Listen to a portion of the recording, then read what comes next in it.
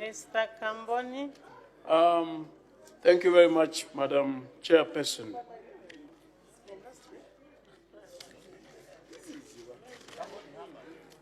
The Ministry of Commerce is a very important ministry.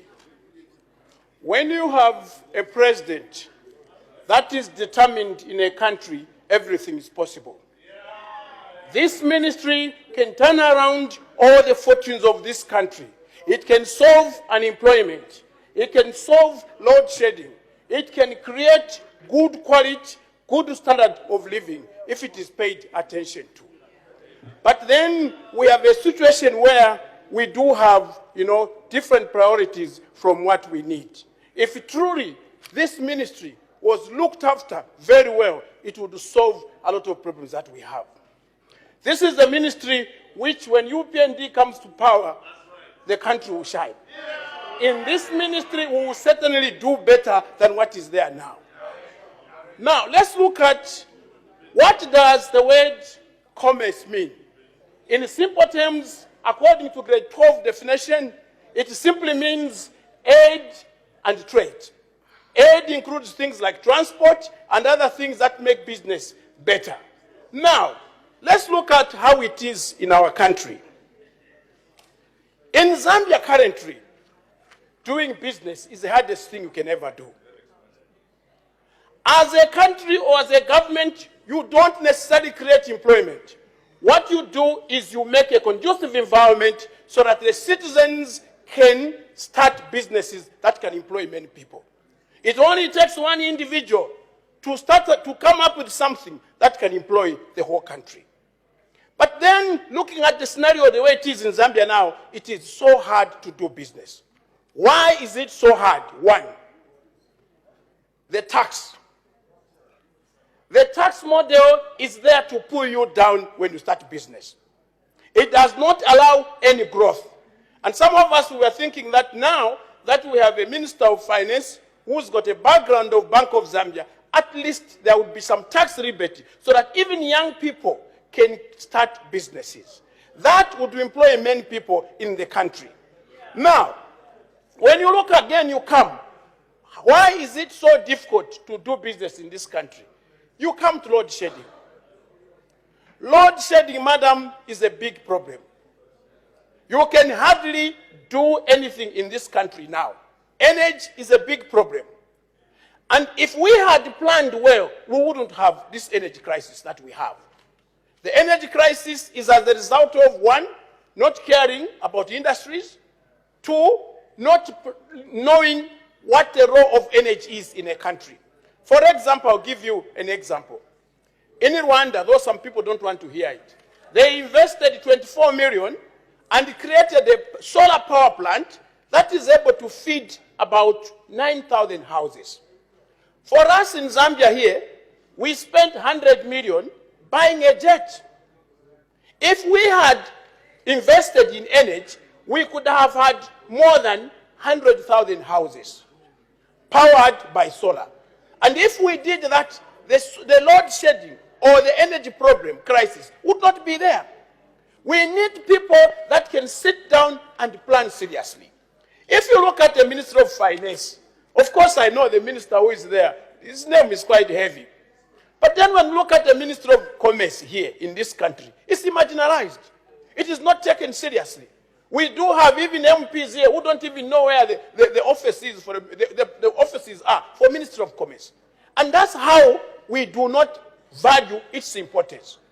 Even from the allocation of money, you can see here that the Ministry of Commerce is marginalized. But this is a ministry that can solve a lot of problems that are here in the country now. We have a high problem of unemployment. We have a high problem of poverty. If you look at the provinces now, when I Googled, Western Province is the worst in terms of poverty in the country, followed by Ruapula. Yes, it's there when you Google. But this ministry, if properly done, it would solve these problems. How would it solve poverty? It would create employment for many people. It would create industries. Now, we are talking of Ministry of... You should tell your kid, not me. Order, don't engage him. Just listen to him. I'm not here for jokes. Proceed with You your are smiling. debate. I'm not smiling. Do not disturb the member. Do not disturb the member on the floor. Proceed, Mr. Kamboni. Proceed. Thank you very much. I am saying every human being that cares should be concerned if you are in a country where you have more than 60% of the people living below the poverty line. You are supposed to be concerned, especially in a Christian country. If I have 3 meals per day, it does not mean that others do have 3 meals per day. No, we are supposed to be very concerned. And what I'm saying is, this same Minister of Commerce would fill this gap of unemployment. It would fill this gap of poverty. The poverty levels in this country are very high, and there is need for those who are in leadership to sit down and see how they can solve poverty levels, see how they can reduce the price of meal. We are talking of industry. This is the Ministry of Commerce and Industry. How do you have industries in a country where you have load shedding for more than 14 hours? How? How? Even when you want to press your shirt using a pressing iron, you will not press because you will find there's no electricity. People who are doing welding can't work well. People who have barbershops can't work well. I wanted to order balls from Live and Kicking, and they told me we don't have the balls. Why? No electricity. All the industries now are struggling, and some are closing, and others are smiling, who are causes of that. So what I'm trying to say is, under Ministry of Commerce, we can do a lot to solve Zambia's problems. If we took this ministry very seriously, we would be at a different level. If I may ask, is this the government that can take Zambia to another level? The answer is no. It is taking us backwards. Why? Because they never pay attention where they're supposed to pay attention. We are saying, reduce the taxes, reduce the cost of finance. How do you do business in a country where now the kwacha has lost value? As we are talking now, the kwacha is 40 to $1. How do you plan? The implications are that now, if you had borrowed, then the interest rates have gone up. All those businesses that had borrowed will end up closing because the interest rate has gone up. It means now the money they were remitting monthly or whatever period is now going up. There is need for those who are in charge to stabilize the value of the kwacha. When we were here, we told them, the reserves are meant to stabilize the kwacha. And they were laughing. They said, no, we use the reserves for making roads. And now the kwacha changes value in a day more than 3 times. How surely do you plan when you're doing a business like that? You can't do business like that. And this is supposed to be the major employer of all people in the country. When people are employed, they are able to feed their children. Right now, we even have other ministries failing to pay their workers. Why? Because even them can't do business well because the environment is very hostile. The environment is hard. They have got a job to do to make the environment conducive and suitable for somebody to start business. As it is now, starting business is something that is too difficult to do in this country. Now let's look at transport. When you come to this country again, transport, they have done social roads. These social roads have not had any impact on the lives of Zambians.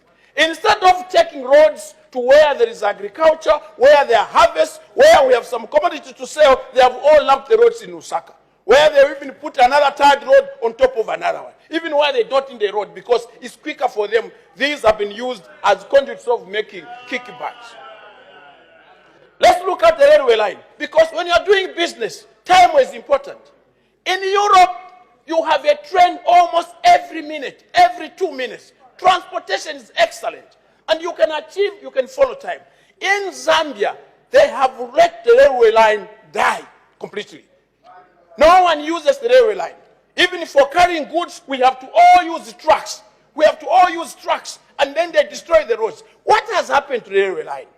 When we had people like Kenneth Kaunda, they had that vision of making a railway line from Cairo to Durban.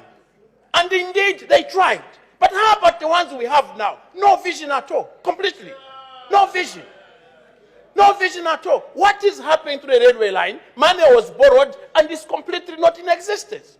This could help a lot in terms of doing business because we would be transporting large, heavy commodities using the railway line, but the railway line has completely been neglected. How about the air transport? Choma, in my province, is the headquarters of Southern Province. I cannot fly to Choma. I can't, even if I have money, I can't fly. So if somebody is sick in Choma and he needs to be brought here, maybe has had a stroke for a CT scan quickly, he can't do that even if he has got money. The air transport is equally not in existence.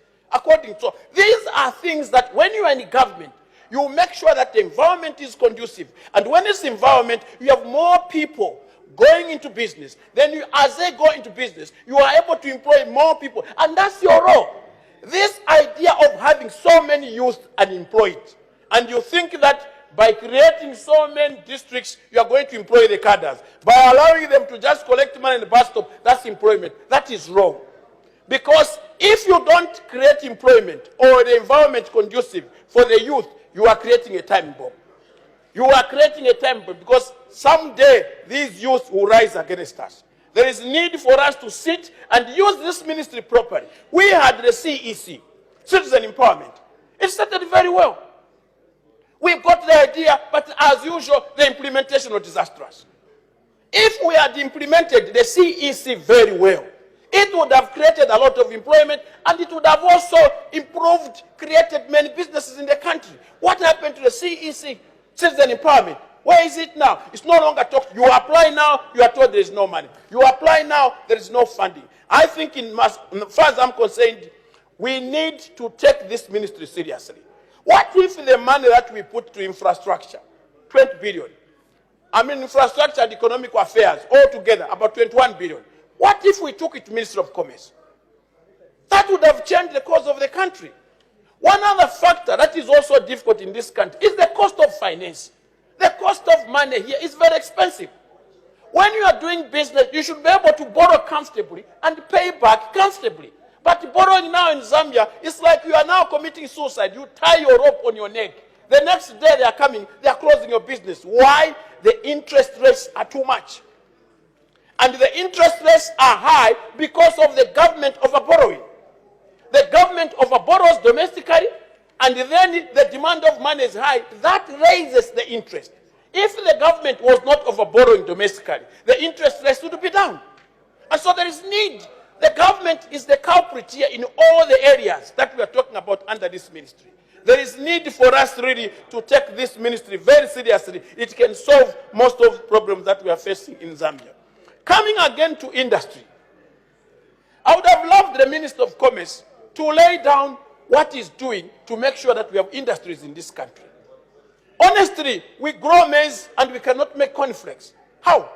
We have so much tomatoes, but everything, most of the things are imported. But if we were able to jumpstart the citizens who are very creative, put some capital somewhere to make them start up some businesses, surely we would be in the right cause. But as it is now, look at the money that has been allocated. Maybe enough for just employment for the workers who are there. It's everything very casual.